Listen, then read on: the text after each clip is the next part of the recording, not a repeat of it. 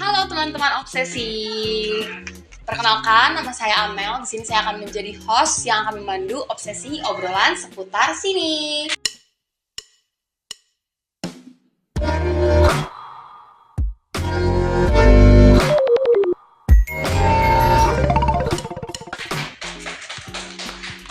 Oke.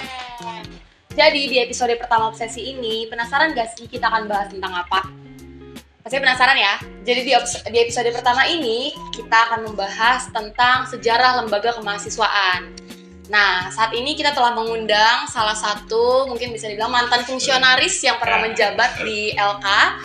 Boleh perkenalkan diri dulu, Kak? Oke, selamat ya Anda tahu ini selamat sore, selamat pagi dan kapanpun teman-teman menonton ini. Perkenalkan nama saya Isra Giri Yohanes Lewu. Seperti yang sudah dibilang tadi, saya mantan fungsionaris dari Senat Mahasiswa Universitas periode 2021, menjabat sebagai Sekretaris Umum SMU, sempat juga berkecimpung di fakultas di periode 2019-2020 sebagai Kabid dan sebagai Ketua SMF. Terakhir 2022 di BPMU sebagai fungsionaris BPMU di Komisi Organisasi. Wah, jadi panjang ya perjalanan Kak Ezra menjabat di lembaga kemahasiswaan. Mungkin kita langsung masuk aja ke dalam topik pembahasan kita nih, Kak. Jadi kita penasaran banget nih, kenapa sih dari sejarah lembaga kemahasiswaan ini dari awal berdirinya itu pada tahun berapa dan bagaimana terbentuknya? Boleh diceritakan sedikit, Kak? Oke, pertama disclaimer dulu ya. Saya walaupun ada di LK tidak dalam artian menguasai 100% sejarah LK. Cuman memang kebetulan waktu S1 kemarin tugas akhir saya itu membahas salah satu sejarah di UKSW, itu konflik tahun 1993 sampai 1995. Waktu itu terkait dengan pemilihan rektor, kebetulan yang saya teliti itu memang LK-nya. Karena saya cukup tertarik dengan apa yang ada di UKSW, dinamika organisasi yang ada di UKSW, dan kebetulan saya ada di dalam. Nah, kalau bicara tentang sejarah LK, sebenarnya teman-teman tidak akan jauh dari buku ini. Ini buku yang dibuat oleh periode 2012-2013. Kalau saya tidak salah itu di bawah naungan Pak Yafet Risi, sekarang Wakil Rektor Bidang Kealumnian dan Kerjasama. Waktu itu di PR3, baru dibawa Ketua Senatnya waktu itu Kak Albertus Somalyoga dari Teologi kalau tidak salah. Nah, mereka mencatat ini hampir semua kisah lembaga kemahasiswaan itu puji Tuhan tercantum di sini. Jadi kalau teman-teman mungkin mau lebih lanjut memahaminya selain dari video ini, teman-teman bisa baca buku ini ya, cukup lengkap dan bisa kita cari tahu. Gitu kurang lebih yang pertama. Alasan yang paling sering saya dengar dan paling sering saya baca adalah LK itu dibilang lembaga kegiatan juga tidak salah. Karena memang LK sejak awal didesain untuk menghandle kegiatan mahasiswa. Jadi kalau ada ya hiruk pikuk bilang LK ini apa sih sebenarnya, lembaga kegiatan kah atau apa? Tidak salah sih sebenarnya, karena memang pada dasarnya LK di awal dia dibentuk itu gunanya adalah menghandle banyak kegiatan mahasiswa. Jadi tidak sepenuhnya semua kegiatan mahasiswa itu dihandle sama universitas. Ada keterlibatan mahasiswa lewat, waktu itu sebutnya DEMA, Dewan Mahasiswa. DEMA ini tugasnya adalah menghandle seminar, menghandle mungkin ada kuliah tamu, atau mungkin kegiatan-kegiatan yang arasnya memang internal. Karena di luar dari UKSW waktu itu yang masih PTPGKI, Perguruan Tinggi Pendidikan Guru Kristen Indonesia, itu udah banyak organisasi ekstra. Kita kenal sekarang GMKI, GMNI, HMI itu udah ada, mereka sudah duluan. Nah, para founding father-nya kita itu berpikir di dalam juga kita perlu untuk menghandle kegiatan mahasiswa selain dari luar kampus. Maka kurang dari 1 tahun. Kita tahu KSP lahir bulan November, LK lahir bulan Juli tahun depannya. Artinya kan kurang dari 1 tahun, kita sudah ada kesempatan nih untuk berorganisasi. Kita mahasiswa sudah punya tempat di awal pertama kali UKSW terbentuk. Tapi perlu digarisbawahi, di awal LK terbentuk, posisi kita benar-benar secara tradisional itu sesuatu yang berada di luar subsistemnya UKSW. Kalau sekarang kan kita kenal LK itu ada di dalam sistem UKSW secara langsung. Kalau dulu awal-awal kita itu terpisah secara tradisionalnya. kita tidak serta-merta mengikuti alurnya kampus secara terus-menerus, tapi seperti dua rel yang berjalan bersamaan gitu. Itu awal ketika LK itu ada. Kurang lebih garis besarnya begitu sih. Karena mungkin kalau sekarang kita lihat sistemnya udah berbeda ya Kak. Kita ada di bawah naungannya universitas seperti itu. Jadi secara teknis ternyata memang dari awal lembaga kemahasiswaan ini punya tujuan untuk membuat-buat kegiatan kayak tadi ya. Ya, salah satunya seperti itu. Oke. Mungkin aku mau tahu sih Kak, siapa sih yang mensiasati awalnya munculnya? Kenapa sih harus adanya lembaga kemahasiswaan ini di UKSW gitu? Mungkin kalau Kak Ezra tahu. Oke. Sepengetahuan saya kalau ikut lagi di buku ini sebenarnya tidak serta-merta menunjukkan satu orang ataupun sekelompok orang yang mengatakan mereka sebagai cikal bakalnya LK, tapi lebih kepada karena sejak awal mahasiswa itu sudah ditempatkan oleh UKSW menjadi sesuatu yang istimewa.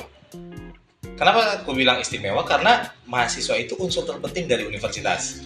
Kita tahu kadang-kadang di kampus-kampus tertentu, ya saya nggak mau sebut label ya, di beberapa kampus relasi antara mahasiswa dengan universitas ini sering chaos lah dan sebagainya. Mereka itu kadang-kadang ada konflik-konflik dalamnya. Tapi kalau untuk UKSW ini unik karena sejak awal mahasiswa itu sudah ditempatkan jadi sesuatu yang sangat penting bagi universitas. Jadi kalau mau dibilang siapa yang pertama kali memunculkan, saya belum pernah dengar. Artian tidak ada tokoh tertentu yang ditempatkan sebagai tokoh utama dari LK. Tapi selalu dikatakan bahwa LK itu hadir sebagai salah satu perwujudan dari semangat yang dibawa oleh Pak Noto.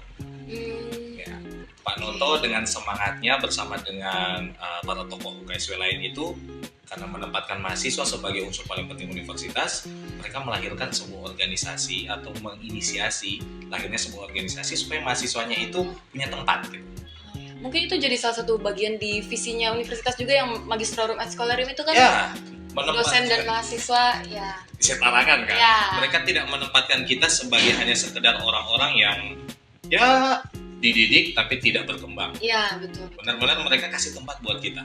Karena sekali lagi, KSW menganggap mahasiswa itu penting dan memiliki bagian yang sangat besar dari perkembangan kampus.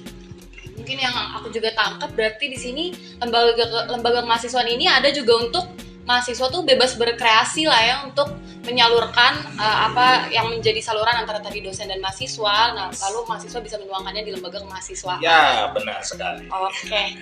Mungkin aku juga mau tahu nih, itu kan apa sih tujuan awalnya ini lembaga kemahasiswaan ini tadi terbentuk, selain dari tadi tujuannya kan untuk mahasiswa ini bebas berkreasi ya di lembaga kemahasiswaan ini. Ada tujuan lain nggak sih Kak yang mungkin universitas pengen wujudkan lewat lembaga kemahasiswaan ini? Oke, dari apa yang saya tahu, yang saya garis bawahi itu adalah LK ini tempat berekspresi sebenarnya. Jadi kegiatan yang lahir itu bukan serta-merta hanya bikin kegiatan, kita punya uang bikin kegiatan, enggak.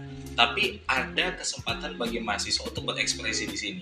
Baik ekspresinya itu secara akademik maupun non-akademik, kita punya kesempatan. Jadi LK itu kalau dibilang sebagai wadah, benar. LK itu tempat untuk menampung segala ekspresi mahasiswa, mulai dari ekspresi kegembiraan mungkin, organisasi dapat teman, dapat relasi, mungkin ada beberapa dapat pasangan dari sini. Tapi tempat juga untuk mereka mengekspresikan hal-hal yang mungkin mereka khawatirkan. Memang kalau sekarang kita sudah jarang lihat LK itu berdemo. Tapi kalau kita lihat di buku sejarah ini, kita baca di dalam, kita itu punya sejarah demo yang panjang.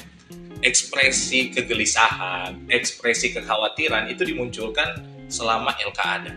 Jadi benar-benar LK sebagai tempat atau wadah ekspresi dari mahasiswa itu hadir sejak awal. Cuman mungkin sekarang kita sudah jarang melihat ekspresi yang keras. Dalam artian kita sudah jarang melihat Almet Putih Gading kita itu ikut demo. Jarang sekali. Dan bahkan dihindari untuk menghindari konflik-konflik tertentu. Tapi bukan berarti tidak, mungkin satu waktu lagi tidak ada, bisa saja. Kita tidak tahu perkembangannya.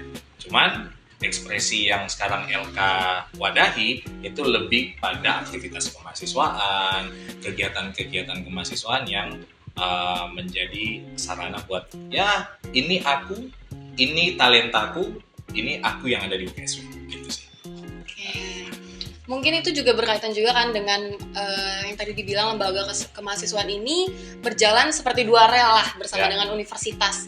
Nah, aku juga mau tanya dong, bagaimana sih di awal waktu lembaga kemahasiswaan ini terbentuk, apakah ada otoritas dari universitas yang mengintervensi, istilahnya mengintervensi di dalam lembaga kemahasiswaan ini sendiri, atau memang pure mereka jalan dua rel yang berbeda seperti itu? Oke. Sebenarnya ada masa ketika kita ini benar-benar diawasi. Jadi ketika ya zaman Orde Baru, kita tahu Orde Baru dengan pengawasan sangat ketat terhadap kebebasan publik ya bahasanya. Kampus juga kena. Waktu itu LK-UKSW juga harus bertransformasi di bawah kebijakan NKK. Saya lupa kepanjangan dari NKK itu. Yang pasti itu normalisasi kehidupan kampus kalau tidak salah. Itu kita harus berubah bentuk menjadi badan koordinasi kemahasiswaan, di mana kita itu mau tidak mau ditempatkan di bawah universitas secara langsung. Itu awal mulanya ya Kak? Ya sekitaran tahun 1970-an, memasuki 1980-an, karena situasi di nasional yang cukup panas waktu itu, pemerintah menetapkan organisasi di bawah kampus itu harus dibina oleh kampus. Walaupun sebenarnya LK itu sudah bertransformasi duluan. LK itu sudah melebur ke dalam kampus sudah lebih awal, tapi tidak terikat. Sehingga ketika kebijakan dari pemerintah itu masuk, LK udah ada kaget. Tapi dalam artian tidak dalam tatanan universitas itu benar-benar mencengkram LK. LK itu memang secara tradisional sudah punya otoritasnya sendiri, sudah punya independensinya sendiri. Cuman namanya kita masih menggunakan label UKSW, Satya Wacana, LK itu juga sadar bahwa kita harus satu misi dong dengan universitas, satu visi dengan universitas. Nah, apakah ketika saat itu ada tekanan dari universitas, kita nggak bisa bilang tekanan juga sih. Lebih kepada memang itu sudah menjadi kewajiban universitas untuk membina kita kan pada dasarnya. Jadi kalau mau bilang tekanan yang besar, mungkin konflik 93-95 itu yang paling tekanan paling besar. Ada apa tuh yang terjadi di tahun 1993 sama 1995 tuh? 93 dan 95 itu banyak orang sudah mendengar, mungkin para senior kita, para dosen-dosen kita, itu titik di mana UKSW sampai kepada konflik besar ketika pemilihan rektor. Ada pertentangan dari golongan A, golongan B. Mereka tidak menyetujui satu keputusan dan membuat situasi kampus menjadi cukup chaos waktu itu. Salah satu yang saya notice adalah gedung GAP yang kita kenal bara ini, itu rusak. Itu rusak, kacanya dipecahin, semuanya saling mukul di situ, sampai harus didatangin TNI untuk ngawal GAP biar nggak hancur lah. Baru dies natalisnya itu ada 2. Dies natalis di BU dan dies natalis di gedung C. Karena 2 fraksi, 2 kepala, 2 arus yang sangat besar harus bertemu di situ, dan LK ada di tengah-tengahnya. Karena ada fakultas yang berkonflik, LK fakultas itu memihak kepada fakultasnya.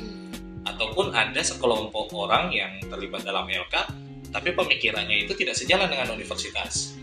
Sehingga kalau mau dibilang konflik, sepertinya itu titik konflik yang paling besar yang pernah saya ketahui ketika berkuliah di sini, mendengarkan cerita dari para senior, waktu itu teman bicara yang paling senior yang pernah saya ajak bicara itu Pak Neo.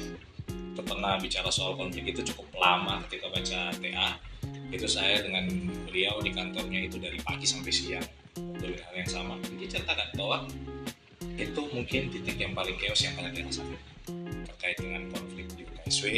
Cuman ya puji Tuhan, walaupun dampak kecilnya, dampak halusnya masih terasa sampai sekarang, kita sudah tidak mengarah ke konflik-konflik itu. Kemarin peralihan periode ada panas, tapi tidak sepanas waktu itu. Puji Tuhannya sudah mulai adem ayem lah. Tapi kita nggak tahu, mungkin ada yang masih punya ganjalan di hati, itu urusan mereka. Mungkin itu dinamika juga ya, karena kan dibilang itu lembaga mahasiswaan tuh ya mahasiswa bebas berekspresi tadi kembali lagi. Jadi itulah bentuk ekspresi dari mahasiswa. Seperti itu. Kemudian dari Kak Ezra sendiri nih, apa sih yang Kak Ezra rasakan misalnya dari waktu kakak menjabat mungkin sampai sekarang nih, pasti ada peralihan kan, ada perbedaan lembaga kemahasiswaan. Apa sih yang kira-kira paling Kak Ezra rasakan yang paling sensitif gitu lah istilahnya, bahasanya ya, yang sekarang udah berubah gitu? Oke, Informasi dulu, saya selama di LK itu kebanyakan kerjanya administratif ya, Oh, bukan pada tatanan pemegang kegiatan. Jadi selama ber-LK, sebenarnya alasan simpel saya masuk LK adalah saya tidak mau jadi panitia, teman-teman. Saya tidak mau jadi panitia karena waktu itu momok di kepala saya adalah ketika jadi panitia, saya harus usda. iya. Dan usda ini cukup membebani bagi mahasiswa kan pada dasarnya. Sampai keluar kebijakan dalam peraturan BPMU waktu itu untuk melarang kegiatan usda, apalagi membuat ada denda. Nah, selama ber-LK, karena saya paling banyak bekerja di bagian administrasi, mau dibilang proses ataupun hal sensitif, apa ya yang terlalu paling perubahan bagaimana berelasi dengan pimpinan universitas. Saya tidak bilang perubahan ini jelek, enggak. Tapi mungkin ada dua kemungkinan yang sempat saya pikir.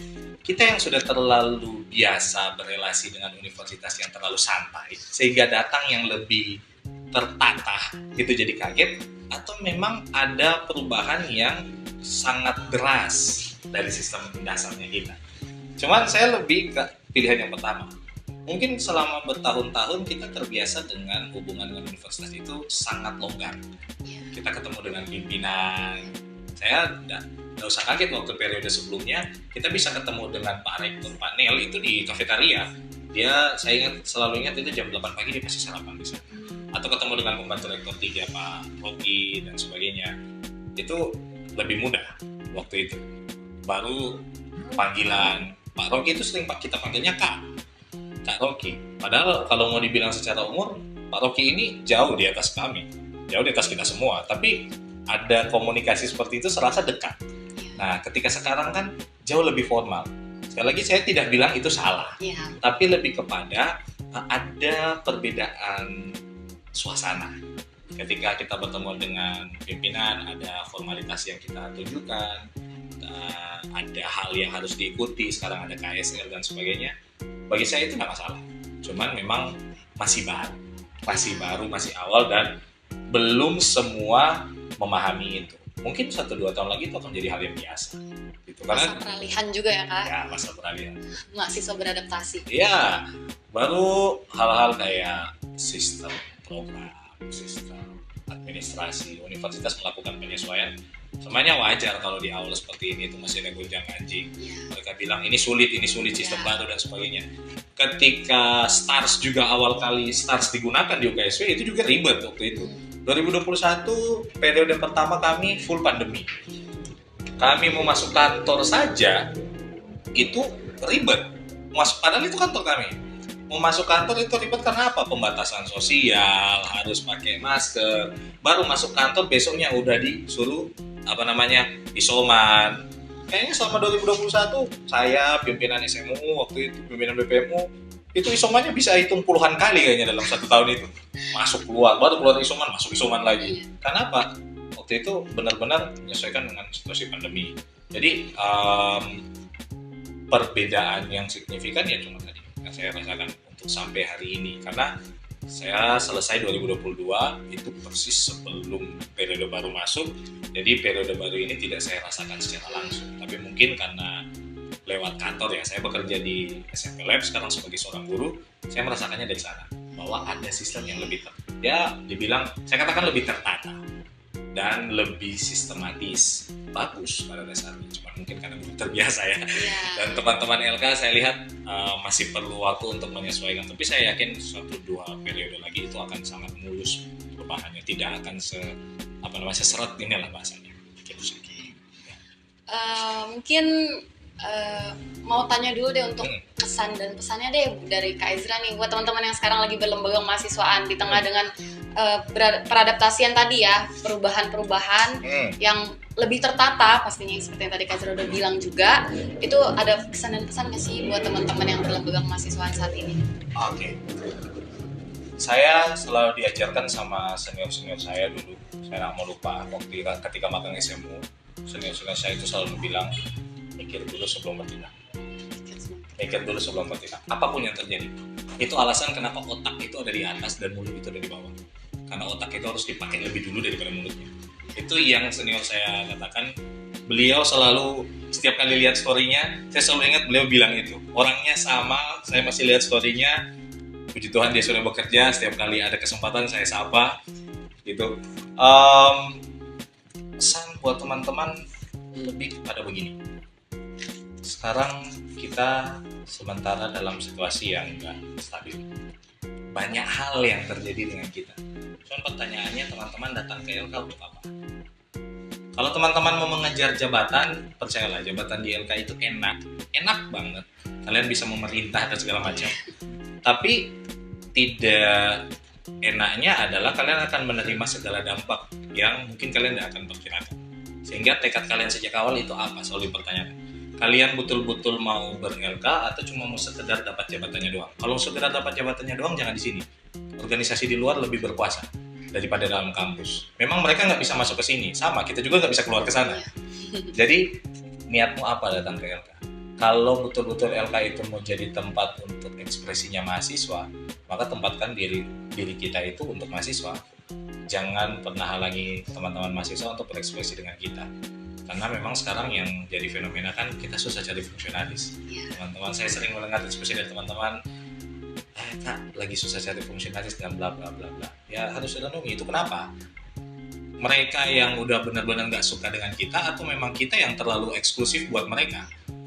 Kapan kita lihat ketua LK itu duduk nongkrong dengan mahasiswa di bawah? Betul-betul nongkrong ya, betul-betul nongkrong. Bukan pada tatanan formalitas kumpul dengan mahasiswa yang betul-betul dia kenal. Pernah nggak sih ada ketua LK yang betul-betul menyapa orang mahasiswa yang mungkin dia nggak terlalu kenal? Ya kalau memang ada ya syukur, tapi bagi teman-teman yang belum melakukan itu, ini sedikit kritik sebenarnya. Gitu. Baru jangan sampai terlalu sibuk dengan internal. Saya paham sekali sistem LK itu cukup ribet. Tapi jangan sampai kita terlalu sibuk dengan dalam rumah. Kita itu sekarang pergumulannya adalah susah sekali menyinggung isu eksternal. Saya masih ingat waktu Ketua Umum SMU periode 24 ini, waktu dia orasi, dia mengatakan menyinggung eksternal adalah salah satu tujuan yang ingin diharapkan. Saya harap itu bukan cuma sekedar mulut, itu harus terwujud secara organisasi. Saya tidak bicara personal, saya bicara organisasinya. Dia menjabat sebagai ketua, maka dia harus mengarahkan organisasinya ke sana. Jangan sampai kita terlalu sibuk dengan mulut. Sekali lagi saya katakan, saya paham sistem kita ribet, tapi jangan sampai kita lupa bahwa kita juga berkegiatan buat mahasiswa. Karena sekali lagi, uang mahasiswa kita pakai nggak kecil. Kita disupport uang mahasiswa yang cukup banyak. Saya tidak perlu sebut angka, tapi yang pasti itu sudah cukup untuk membeli sebuah mobil. Lebih, mobil sport itu lebih, kalau bilang support dari pemerintah. Jadi jangan sia-siakan. Gitu. Okay. Terima kasih banyak ya Kak Ezra udah boleh sharing sama kita di sini tentang sejarah lembaga kemahasiswaan, udah boleh kasih kesan dan pesan juga, kritik juga tadi yang membangun pastinya untuk bisa kita perbaiki di masa yang akan datang juga. Terima kasih banyak Kak. Mungkin cukup sampai di sini dulu podcast episode pertama kami. Sekian dari kami, jangan lupa di like, comment, dan subscribe. Sampai bertemu lagi di episode kedua obrolan seputar sini. Dadah.